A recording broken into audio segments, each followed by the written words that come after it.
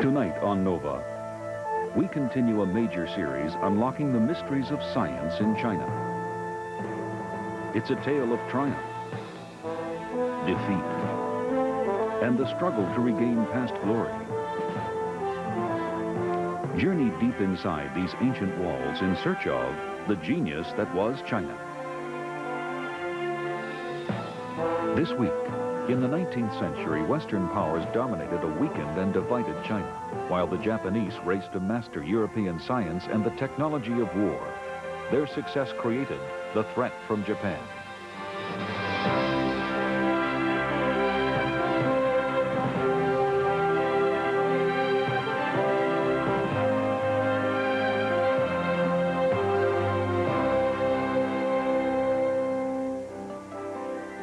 Funding for NOVA is provided by the Johnson & Johnson family of companies, supplying healthcare products worldwide. And Lockheed, a bold new force in systems engineering, management, and technology services for defense, space, and industry. Major funding for NOVA is provided by the financial support of viewers like you.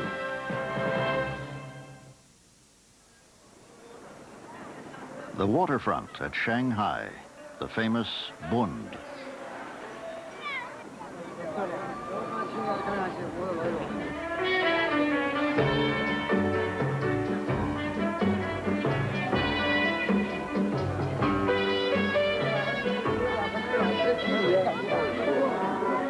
Where Chinese families now promenade, Europeans once ruled, with Chinese second-class citizens in their own land.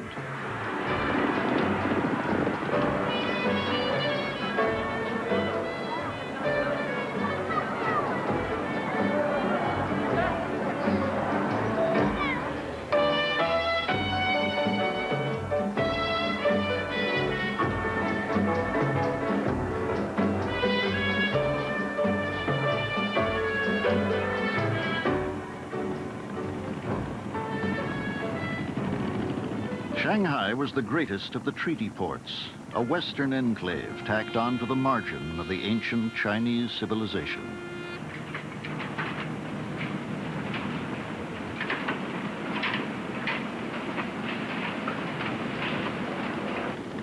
Shanghai in the late 19th century was wealthy, modern, cosmopolitan, but its tall buildings were symbols of European domination over the once proud Chinese empire.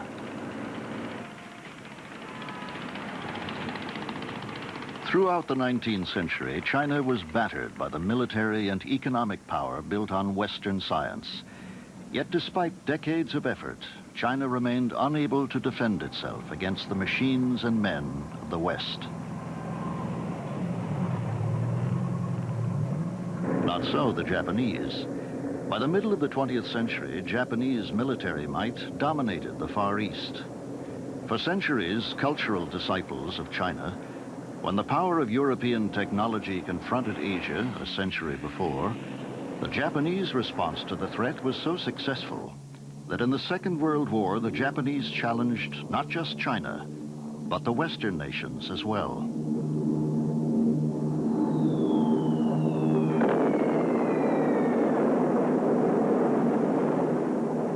So what was the secret of Japan's ability to absorb the knowledge of the West?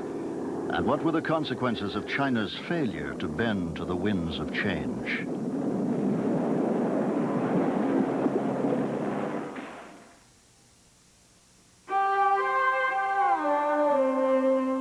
The story begins with the establishment of the treaty ports after the Opium War of 1839 to 42. In the Treaty of Nanjing, the Chinese agreed that the Europeans could establish trading bases in which Western laws, not Chinese, would rule. The first of the unequal treaties Asian powers were forced to accept.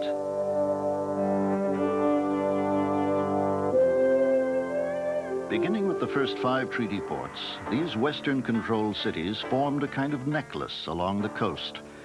And throughout the 19th century, the European powers sought to extend their influence from these footholds into China.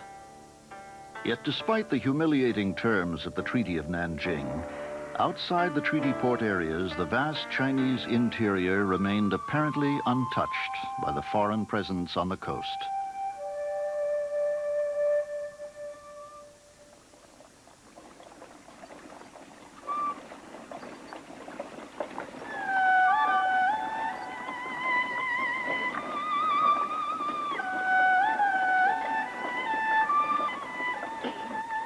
But by the middle of the 19th century, the calm of rural China was to be broken. The West's opium, missionary activity, overpopulation, natural disasters all racked rural life, leading eventually to open revolt. This Chinese film recalls the most serious uprising, the Taiping Rebellion, which lasted from the early 1850s to 1865. The Taiping Rebellion was based on a cloudy mixture of Christianity and some ancient Chinese doctrine. It was, however, a direct challenge to the power of the emperor and to the philosophy of Confucianism that sustained him. The revolution was led by Hung Shu-chuan, a failed scholar who had read a Western missionary pamphlet and in a vision concluded that he was the younger brother of Jesus Christ. Hung and his followers dominated much of central China for over 10 years, and in the war to suppress his revolt, 20 million Chinese died.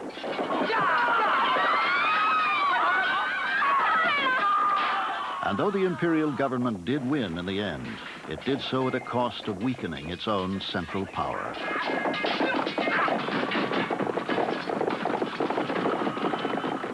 Regional commanders like Li Hongjiang helped defeat the Taipings, and the experience of battle caused Li to become one of the leaders in the drive to adopt Western military technology.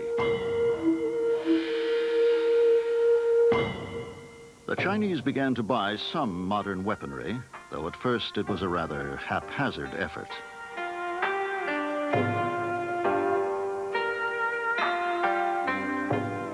The British and French exploited China's weakness, attacking Chinese forts in 1856 and extracting new concessions from Beijing.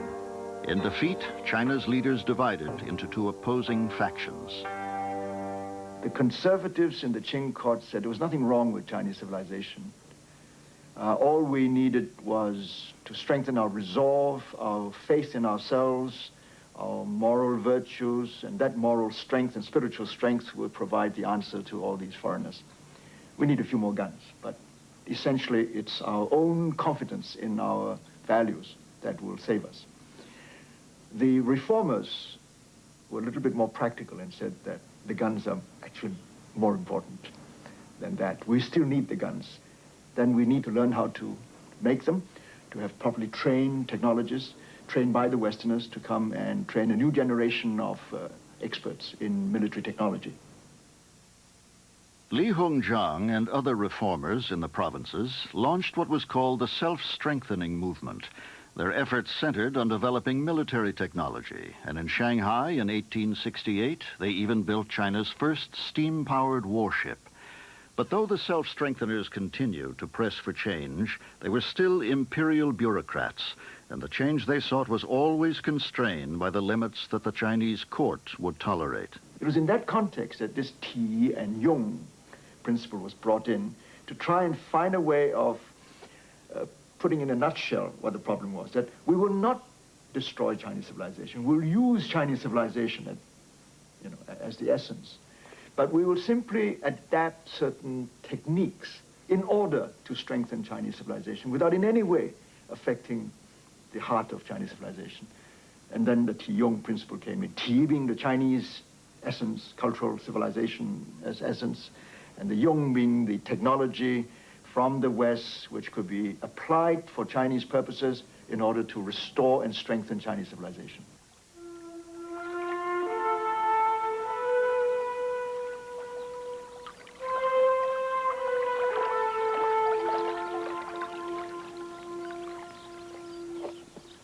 China's struggle to preserve its sovereignty was closely watched by Japan, still cloaked in isolation.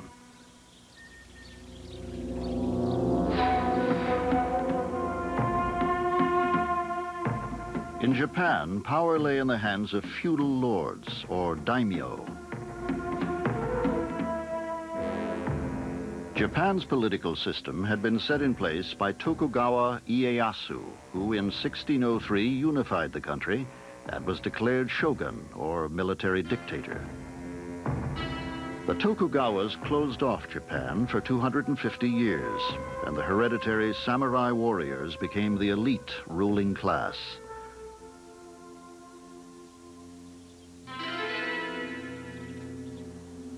But after the Opium War, the isolated power of both shogun and samurai were to be fundamentally challenged. In 1853, these black ships of the United States Navy, under the command of Commodore Matthew Perry, sailed into Tokyo Bay. Perry's orders were to negotiate a treaty with Japan, securing trade rights and establishing treaty ports.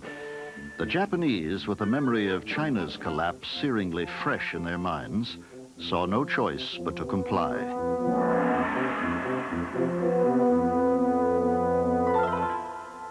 Perry's face was a startling vision to Japan's woodblock artists, and the gifts he brought made quite an impression as well. Perry gave his Japanese hosts a miniature railway, new cannon, and this telegraph. As his official report noted, though in their later history a Pacific people, the Japanese are fond of military display and seem particularly desirous of scrutinizing all the warlike appointments which made their visitors so formidable. But well before Perry arrived on the scene, China's defeats had impressed some Japanese leaders with the need to learn from the West. This European-style factory was established in southern Japan by a remarkable daimyo named Nari Akira. Nari Akira sent emissaries overseas to purchase such novel devices as this carding machine for spinning cotton from Platt Brothers in the north of England. Nari Akira imported engineers along with the machines to teach him how to manage the new technology. And this was all part of a much older Japanese tradition.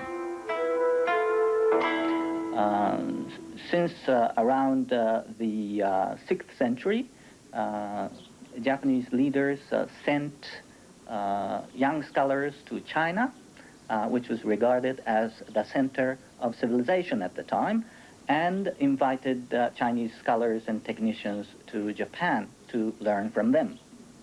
So when Japanese leaders started learning from Western countries, they were not doing anything particularly new.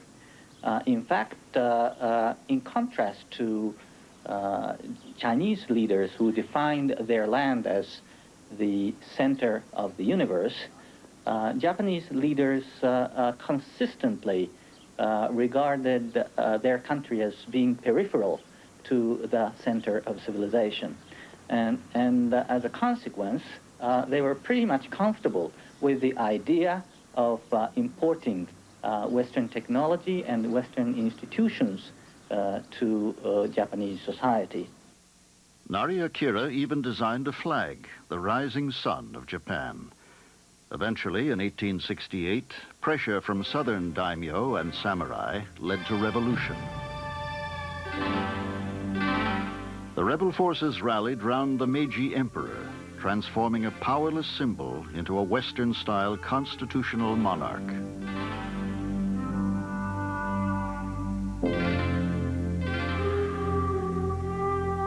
The shogun's traditional troops were no match for rebel forces organized along Western lines. The shogun was forced to abdicate, and the hereditary power structure that had ruled Japan for centuries was swept aside. At treaty ports like Yokohama, the Japanese had begun to encounter the world economy, and the new Meiji government embarked on a road of radical reform and westernization. The Japanese, unified under the central control of the new regime, shared a common goal: to grasp the secrets of Western might in order to resist the further incursions of the West.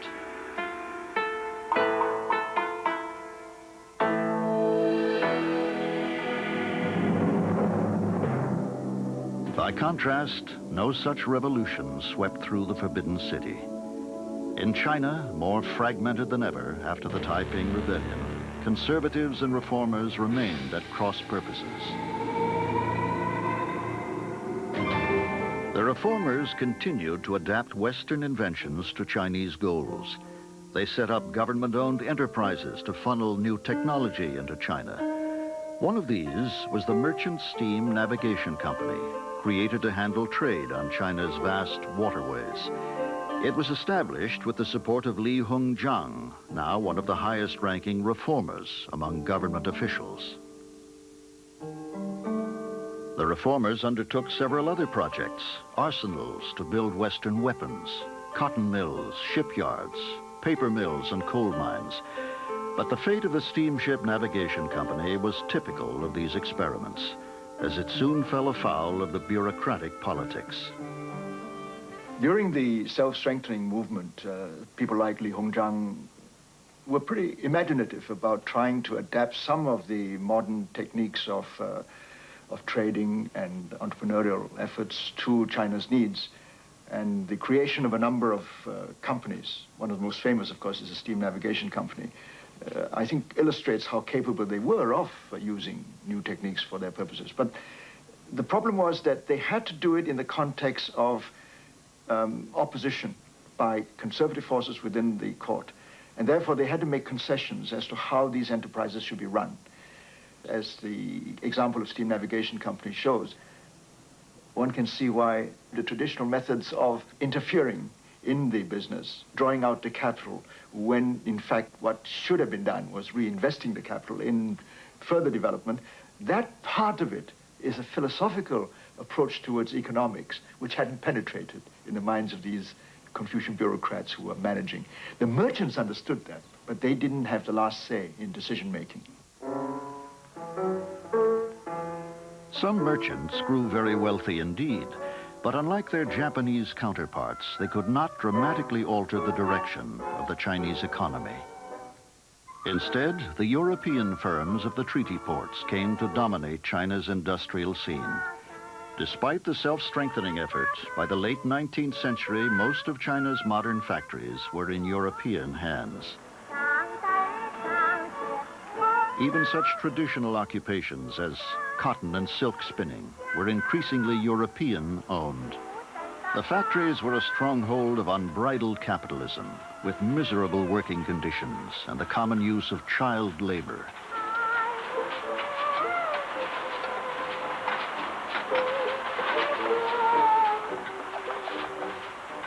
Those Chinese in management positions had little contact with technology.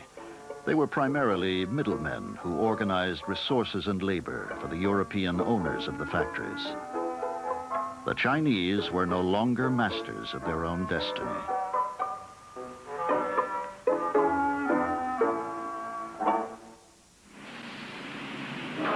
The failure of the Chinese to gain ownership of the tools of production created by the Industrial Revolution was to have devastating consequences.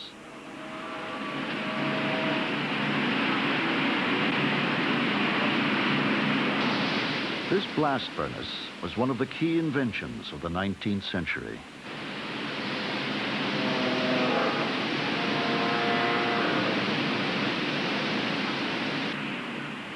In the 1850s, an Englishman named Henry Bessemer had introduced his new method for producing steel, in which hot air was blown through holes in the bottom of a giant furnace, producing the heat required to transform molten iron into steel. The process took only a fraction of the time and money required by traditional methods.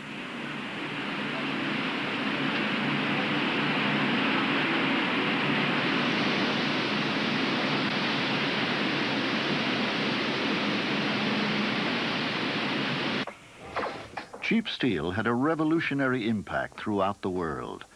Railways and steamships connected the industrial marketplaces of Europe to the far-flung ends of colonial empires.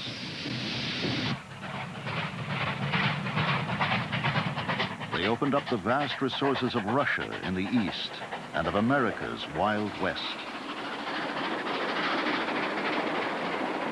The railroad was particularly useful to imperialism because it allowed the Western powers to move into the interiors of the vast continents, into Asia, into Latin America, into Africa, into countries like India and Australia. Where before there had been merely trading posts, now there were plantations, there were mines and factories owned and controlled by Westerners. And it was this that disturbed the existing power structures in those countries. So now we have China on the outer edge of all this, the receiving end, well aware of the commanding power of Western technology. And so, when in 1876, a group of commercial interests, headed by Jardine Matheson, a British firm, indeed erected an unauthorized railroad between Shanghai and Wusong, it did disturb local interests, and the local authorities were worried. The result of all this was that the Chinese government bought up the whole railway project. And now what did they do? Did they run that railway line? No. Lock, stock, and barrel, the whole thing was dismantled. That railway was shipped in pieces to the remote island of Taiwan and then allowed to rust to bits. The Chinese resistance to such an obviously useful device seemed odd, even perverse to Europeans anxious to get on with their business. But from the Chinese perspective, it was the only prudent decision. The Chinese believed that the shape of the land itself has spiritual properties, and the railways both disturbed this natural balance of the land and upset traditional patterns of life. The Chinese also knew that if they allowed the British to build a railway, other European powers would demand similar rights.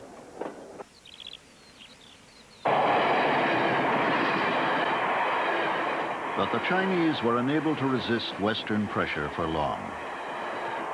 And when the railways began to spread, the lines were held in foreign hands. Now in Japan, with a strong Meiji government, the political encroachment of the West has been far less than in China, and the railways proceeded very quickly. The first line was opened in 1872. It was a line between Tokyo and Yokohama. 20,000 spectators witnessed the emperor and his retinue boarding the train.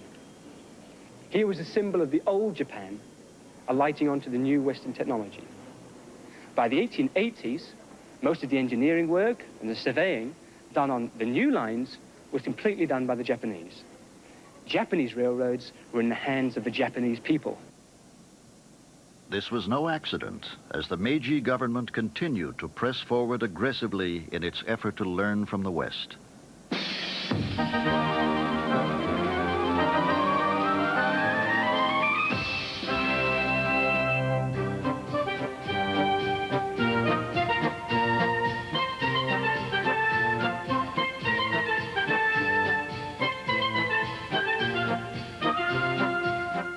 In the latter half of the 19th century, the European powers displayed their latest technology at the great exhibitions of the day. The Japanese were among the most eager spectators, observing closely the speed with which technology was changing.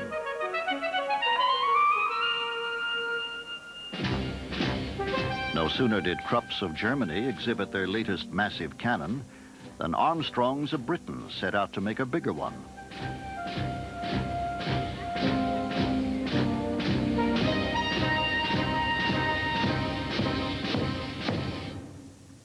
The Japanese delegation soon understood that the Chinese self-strengthening movement was on the wrong track.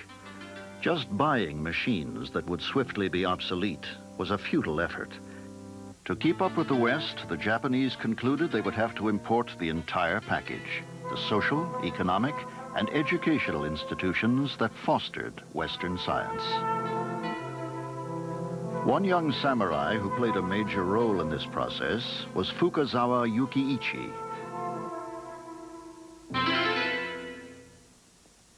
Fukazawa helped design the educational system in Japan, and in 1858 he founded Keio University, an American-style college in Tokyo. This is the speaking hall or debating room that Fukazawa built to nurture the essential spirit of contention and argument that he observed in the West. Fukazawa's grandson, Dr. Kiyoka, spent his career here at Keio. Fukazawa was trying to bring in a new idea in the education in Japan. He found that Japan lacked what he called the spirit of science.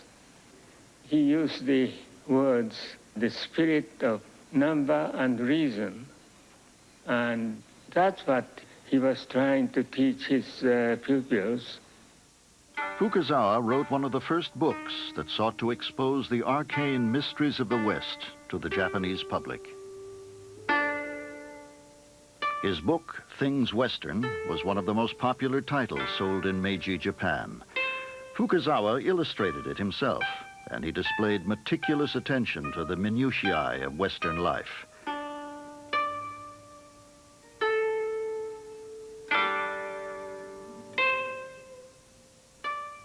The book even included a description of a chamber pot, which some Japanese visitors to the West mistook for a pillow. In Japan, you rest your head on a hard porcelain block. It sold very well, almost like wildfire. Something like 100,000 copies in a few years' time. And even now, you can read it with interest.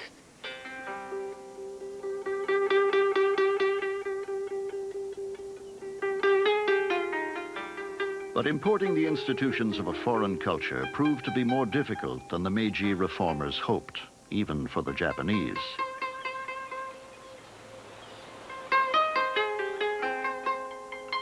One of the first projects launched by the new Meiji government was the construction of this silk spinning factory in 1872.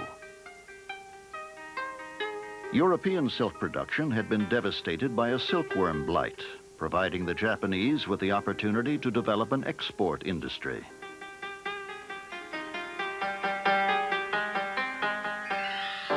French engineers were hired to build the government's silk spinning complex, and the two cultures clashed. The French wanted to build a factory out of brick, like the ones back home, while the Japanese favored wood, more flexible in the face of earthquakes. And this compromise was the result. A traditional wood frame building filled in with brick to make it look like a European factory. More seriously, the factory proved inefficient, losing money hand over fist, just like a number of Chinese public enterprises.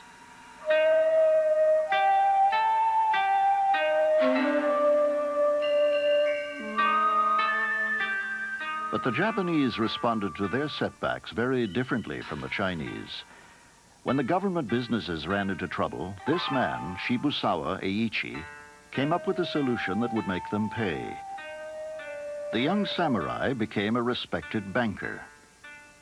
And as a member of the Ministry of Finance, Shibusawa concluded that such firms ought to be converted to private companies. Shibusawa himself, being a samurai, had resolved the problem by recognizing the managerial capabilities of this disenfranchised or unemployed class, if you want. He also recognized the importance of abolishing the notion of class, and that they would become equals with workers and with government officials as a new breed of entrepreneurs. But to do that, it was important to find a motive, because the samurai who lived by the code of Bushido believed that gentlemen did not pursue gain, that the pursuit of gain was not an honorable profession. The Meiji government had abolished hereditary samurai status, and the military function of the samurai had been taken over by a conscript army, which left thousands of the once elite samurai out of work.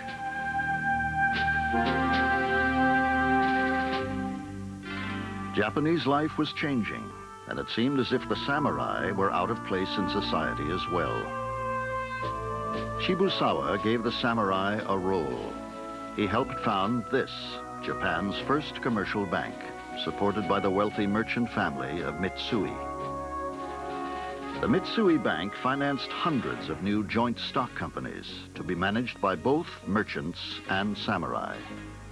The pursuit of profit, Shibusawa argued, was as essential for building a strong nation as the army. As economic soldiers, the samurai's new function would be to develop Japan's industrial muscle. The government shipyard at Nagasaki went to the samurai Iwasaki Yataro, founder of Mitsubishi.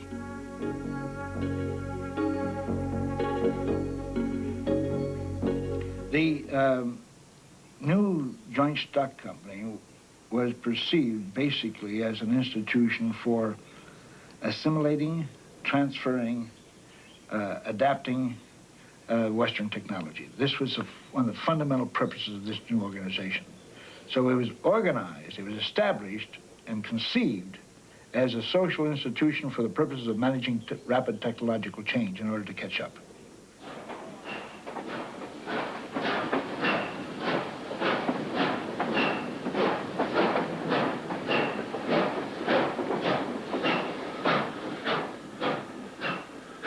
The Japanese, with their radical Meiji government, were able to wipe the slate clean and start again.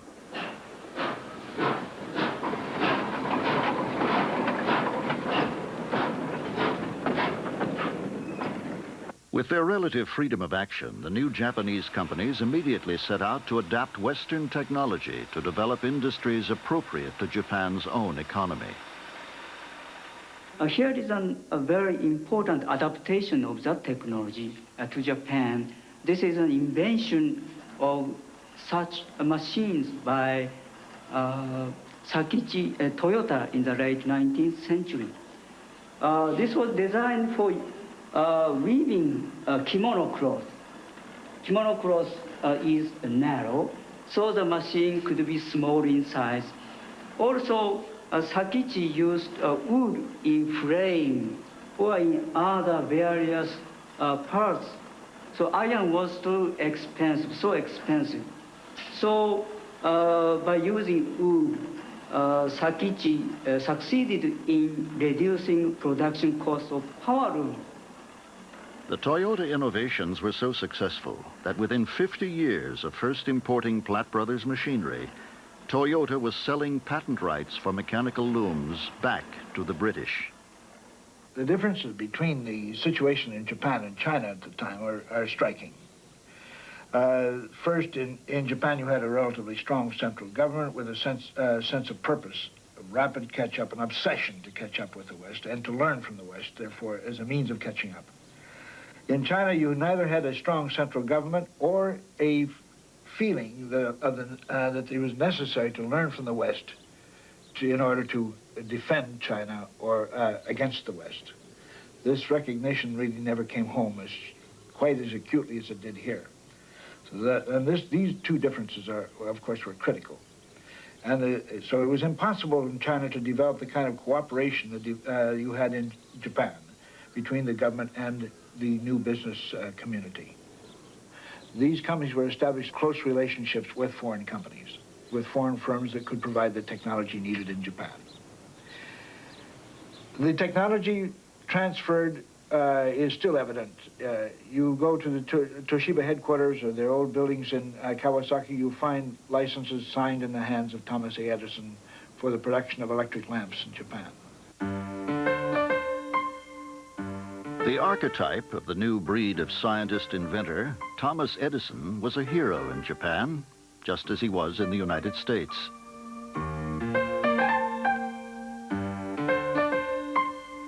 Edison's practical application of electricity was the culmination of the late 19th century technological revolution. And his flickering bulbs astounded the world in 1880 when his Edison Electric Company illuminated the streets of New York. 7 years later, the Tokyo Electric Company followed suit, halfway around the globe.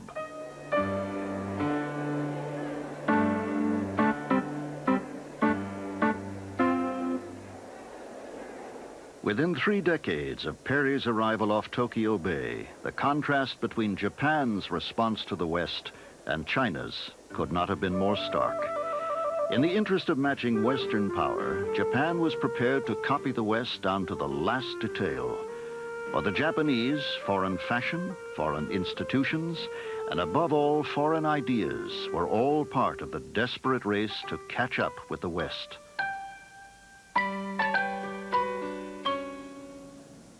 One of the most influential ideas was a bastardization of Charles Darwin's Origin of Species. The notion of social Darwinism held that some nations, like some species, were better fitted for survival than others, an idea that Darwin himself rejected, but that struck a chord in Japan. Japanese leaders became very much conscious of Japan's location in the international ladder of civilizations, so to speak, in which, in their perceptions, Western societies were placed at the top rungs, Japan somewhere in the middle, and Asian societies at the bottom. In this process, cultural leaders of Japan invented an ideological slogan, Datsuwa Nyuo, meaning literally de-Asianize and Europeanize Japan. In fact, Japan not only imitated Western technology and Western institutions, but also emulated Western imperialism as well. The survival of the fittest was to be determined by those who had best mastered Western technology, especially the technology of war. The confrontation between China and Japan in August 1894 over control of Korea left no doubt which nation was ahead. Japan's fleet could maneuver at twice the speed of China's, and within hours the Chinese had lost 4 ships and 1,000 officers and men. On land, the Japanese captured forts along China's coast and inflicted a further defeat, humiliating though hardly surprising. This marble boat was built at great expense for the Chinese Empress. The funds were diverted from self-strengthening, while the Chinese still mustered troops of nomad bowmen. And though the Chinese did possess a few modern weapons, their troops remained desperately under-equipped and unprepared. Their defeat in 1895 exposed how far China had fallen behind. On surrendering, the Chinese were forced to pay an indemnity worth $150 million, and the Japanese gained territorial rights within China, similar to those of the European powers.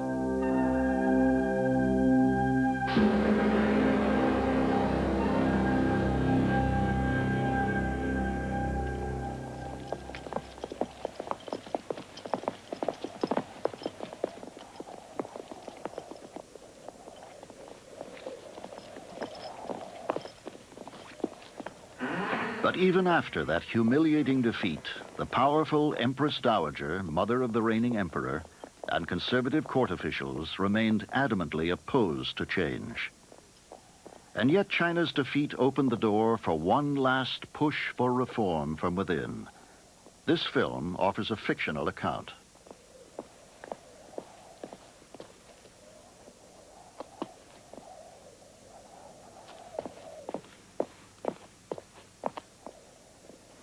应该怎么办？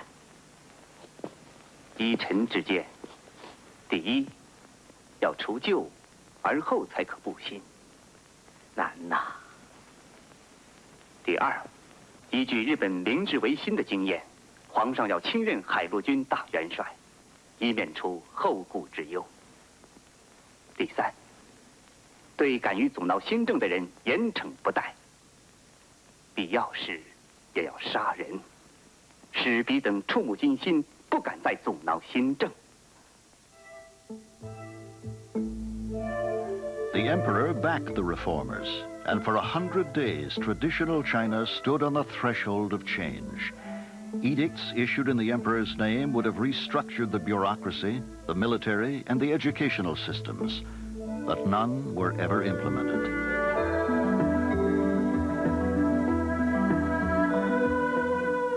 The reformers held power only within the imperial palace itself, and that not for very long.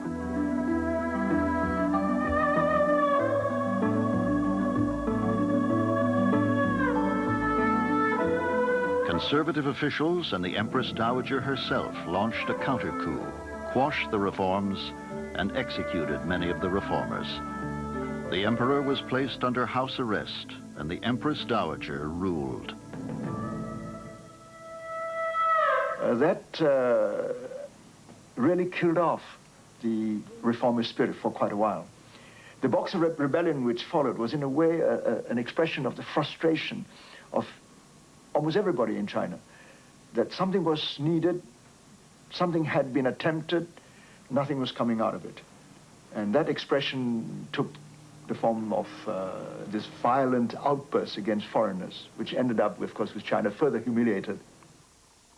The rebels, called Boxers for their belief that mastery of martial arts would render them invulnerable to bullets, attacked the foreigners they blamed for China's ills, and the foreign powers retaliated. The international force mustered to relieve the besieged foreign quarter in Beijing included Japanese troops, and the Japanese took their role in the fighting as a symbol of their new status. The Japanese assumed that they had won the right to membership in the Imperialists Club. In reality, they were blackballed.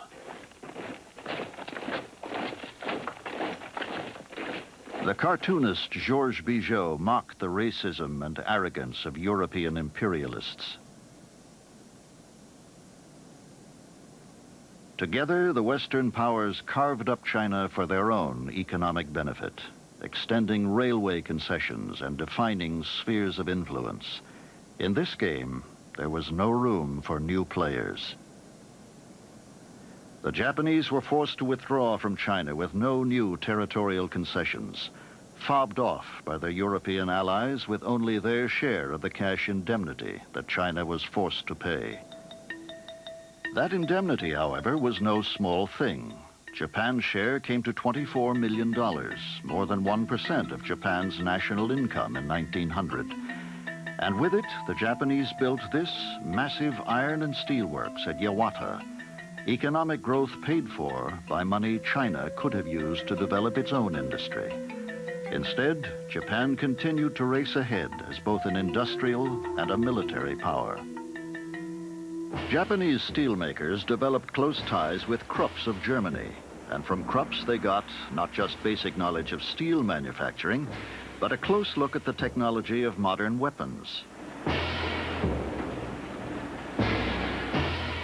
Over the next several years, the Japanese relationship with Krupps deepened.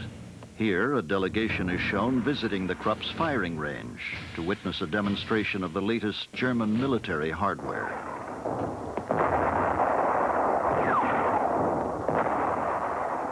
Japan's mastery of the techniques of modern war was amply proved in 1904. The Illustrated London News graphically detailed the conflict between Japan and the Russian Empire.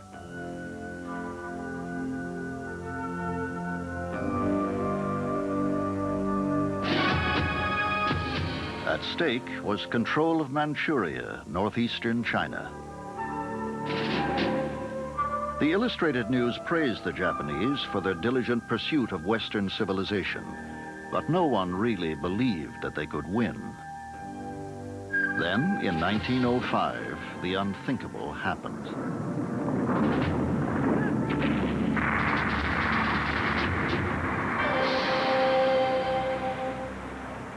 At the naval battle at Tsushima Straits, the Imperial Japanese Navy devastated the Russian fleet.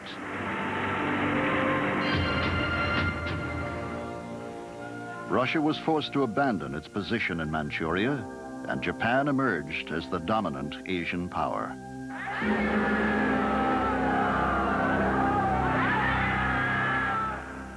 The Japanese victory had enormous significance for the Chinese. The central myth of the invincible European sank with the Russian fleet, and the Chinese turned to the Japanese example. They established new educational institutions like Beijing University, and in 1906 the imperial government abolished the examination system, which for almost 1,500 years had selected government officials on the basis of their knowledge of Confucian classics. A Japanese-style Ministry of Education was established, but the reform was too little, too late. Dr. Sun Yat-sen led 10 attempts to overthrow the imperial government before victory came in 1911. The last emperor, the infant Puyi, abdicated in 1912. For the nationalist Sun, China now had the chance to reclaim its former glory.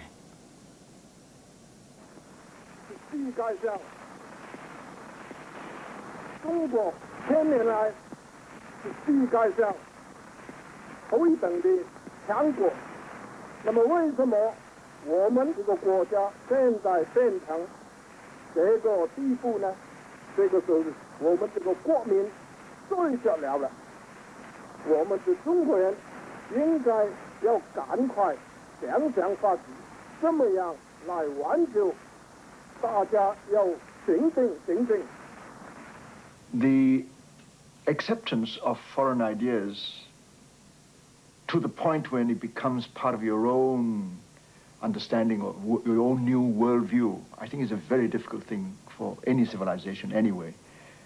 One of the most remarkable things about the 1911 revolution was that I think Sun Yat-sen was probably the first Chinese to thoroughly understand or absorb a set of Western ideas.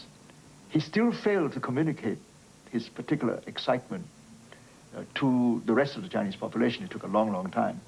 But that's an example of how difficult it is. And he did it because he was educated abroad, lived so many years outside of China that he could do it. He became part of himself. He managed to internalize a number of Western values.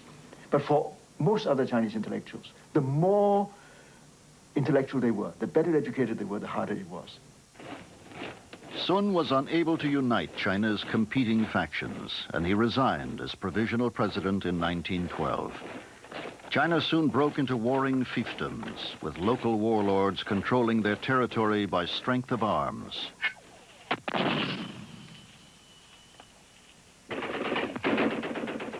The larger conflict of World War I mostly passed China by, though China did side with the victorious Allies. So when the Allies proposed handing over the German concessions in China to the Japanese at the Versailles Conference, Chinese students were enraged. On May 4th, 1919, students in Beijing marched in protest. The Japanese encroachments highlighted China's weakness, and the students called for both a boycott of Japanese goods and the transformation of Chinese culture with science and democracy.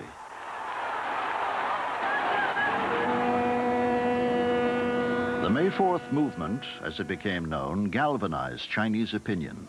And during the 20s, the economy, as well as Chinese culture, altered quickly. In the boom atmosphere, heavy industry began to grow.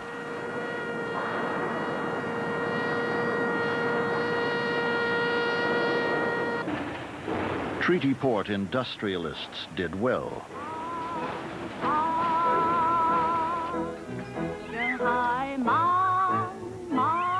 But for the first time, so did a small yet growing Chinese entrepreneurial class. But some facts of Chinese life stayed the same.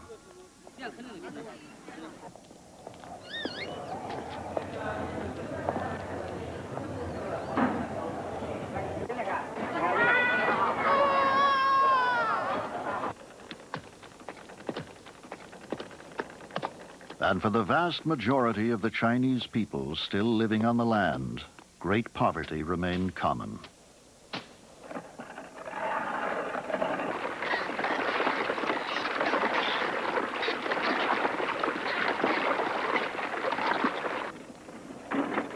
Conditions grew worse throughout the 20s, which helped to swell the recruiting of China's newest political movement.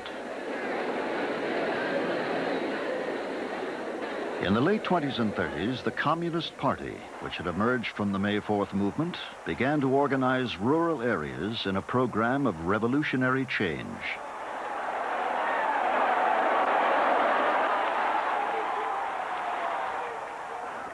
What became the Great Depression around the world struck Japan as well. The depression threw millions of workers out of work, and the ultra-nationalist propagandists attributed the declining economic and social conditions to Western imperialism and Western influence over Japan, with the justification for defending Asia against the yoke of Western imperialism. The Japanese military, which took over the government and demolished democratic domestic institutions, went into the Asian continent with an attempt to colonize the entire continent. So the political pendulum, so to speak, swung from the westernization of Japan to the Japanization of Asia. This became the pretext for Japan's occupation of Manchuria in 1931. The Chinese put up some resistance, but were again unable to stem the Japanese advance.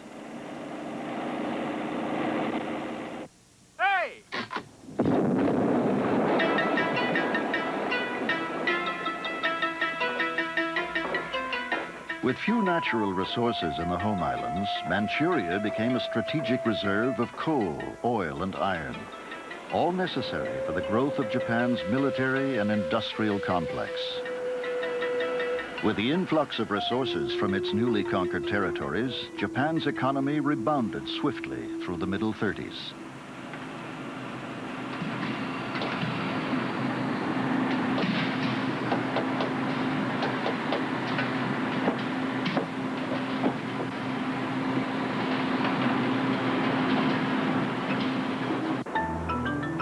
Tokyo became a modern metropolis, at once clearly both Japanese and new.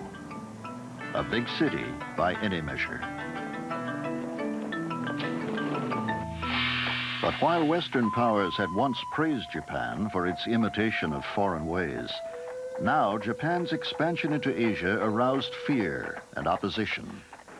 It is a matter of common knowledge that Japan's policy is fundamentally inspired by a genuine desire to guarantee peace in the Far East.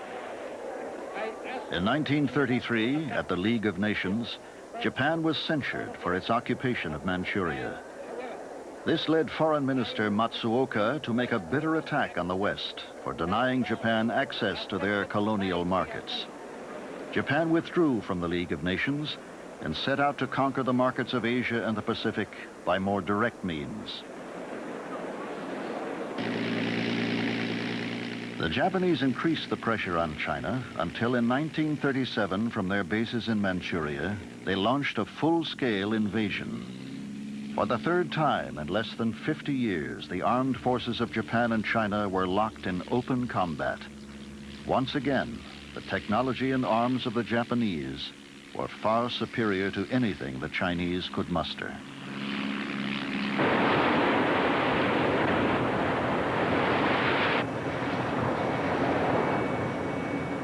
By 1941, the imperial forces of Japan challenged not just China, but the European powers and the United States for domination of East Asia and the Pacific.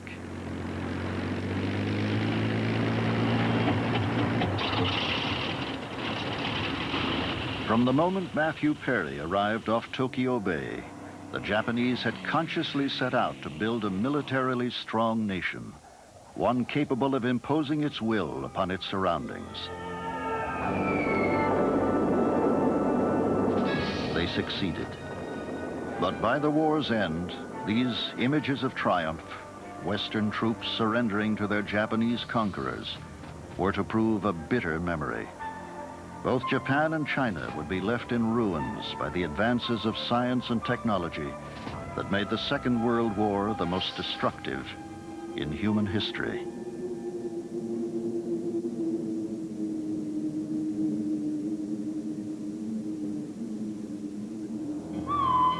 Next time on Nova, after the Second World War, China set out to reclaim its former glory. China's new communist leaders sought to marry the best of Western science with their own ideological passion. Most of the Chinese, they don't care about ideology. They're driven by the opportunities to improve their own lives, to test new freedoms, to try out new styles, to find new kinds of technology, to learn more about the outside world, and that has very little to do with ideology. China tried to adopt Western methods without embracing Western ideas, producing a predictable clash. In the conclusion of The Genius That Was China, Nova asks, will the dragon rise again?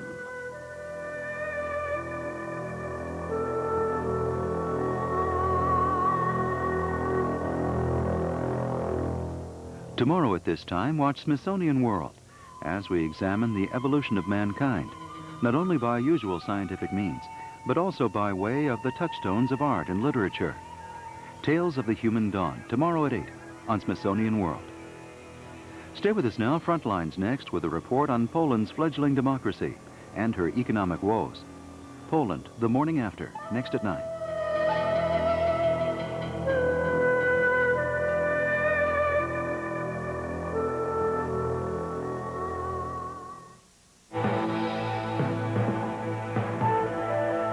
Funding for Nova is provided by Lockheed, a bold new force in systems engineering, management, and technology services for defense, space, and industry.